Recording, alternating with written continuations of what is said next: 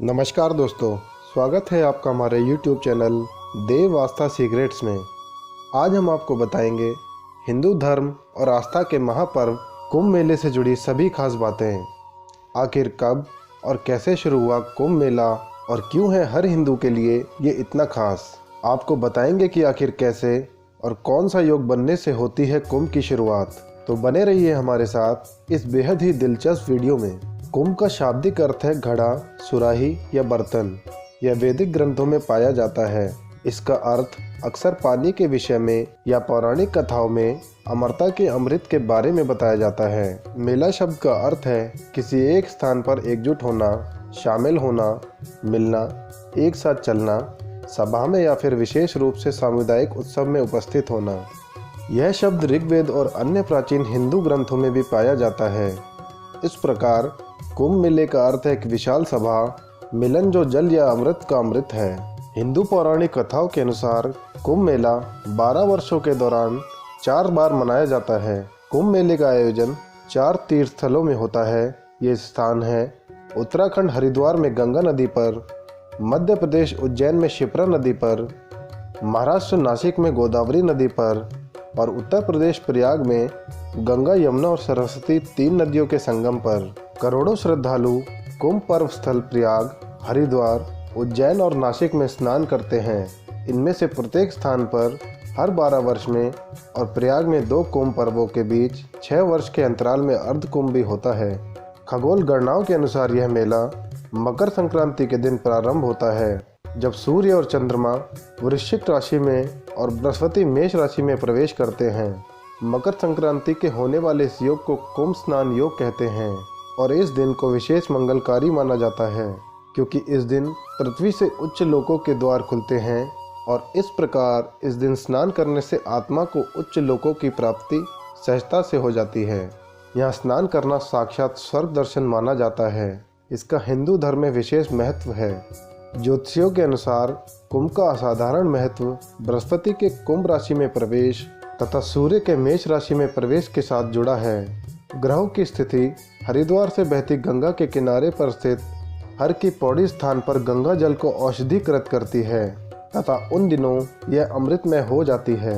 यही कारण है कि अंतरात्मा की शुद्धि हेतु पवित्र स्नान करने लाखों श्रद्धालु यहाँ आते हैं। आध्यात्मिक दृष्टि से अर्ध कुंभ के काल में ग्रहों की स्थिति एकाग्रता तथा ध्यान साधना के लिए उत्कृष्ट होती है। हालांकि सभी हिंदू त्यौहार समान श्रद्धा और भक्ति के साथ मनाए जाते हैं, पर यहाँ अर्ध कुंभ तथा कुंभ मेले के लिए आने वाले पर्यटकों की संख्या सबसे अधिक होती है। कुंभ पर्व के आयोजन को लेकर 2-3 पौराणिक कथाएं प्रचलित हैं, जिनमें से सर्वाधिक मान्य कथा देव दानवों द्वारा समुद्र मंथन से प्राप्त अमृत कुंभ से अमृत बूंद गिरने को लेकर है। इस कथा के अनुसार महर्षि दुर्वासा के श्राप के कारण जब इंद्र और अन्य देवता कमजोर हो गए तो दैत्यों ने देवताओं पर आक्रमण कर उन्हें परास्त कर दिया। उसके बाद सभी देवता मिलकर भगवान विष्णु के पास गए और उन्हें परेशानी बताई, जिसके बाद भगवान विष्णु ने उन्हें दैत्यों के साथ मिलकर क्षीर सागर का मंथन करके अमृत निकालने को कहा। भगवान विष्णु के ऐसा कहने पर संपूर्ण देवता दैत्यों के साथ संधि करके अमृत निकालने के यत्न में लग गए। अमृत कुंभ के निकलते ही देवताओं के इशारे से इंद्रपुत्र जयंत अमृत कलश को लेकर आकाश में उड़ गया। इसके बाद दैत्य गुरु शुक्राचार्य के आदेशानुसार दैत्यों ने अमृत को वापस लेने के लिए जयंत का पीछा किया और घोर परिश्रम के बाद उन्हें बीच रास्ते में ही जयंत को पकड़ लिया। तत्पश्चात अमृत कलश पर अधिकार जमाने के लिए देव और दानवों में 12 दिन तक युद्ध चला। इस युद्ध के दौरान पृथ्वी के 4 स्थानों प्रयाग, हरिद्वार, उज्जैन व नासिक में कलश से अमृत की बूंदें गिरी थीं। देवताओं के 12 दिन मनुष्यों के 12 वर्ष के तुल्य होते हैं, अतएव कुंभ भी 12 होते हैं। इनमें से 4 कुंभ पृथ्वी पर और शेष 8 कुंभ देवलोक में होते हैं, जिन्हें देवगण ही प्राप्त कर सकते हैं। युद्ध के दौरान चंद्रमा ने घट से प्रस्वरण होने से, सूर्य ने घट फूटने से, गुरु ने दैत्य के अपहरण से एवं शनि ने देवेंद्र के भय से घट की रक्षा की।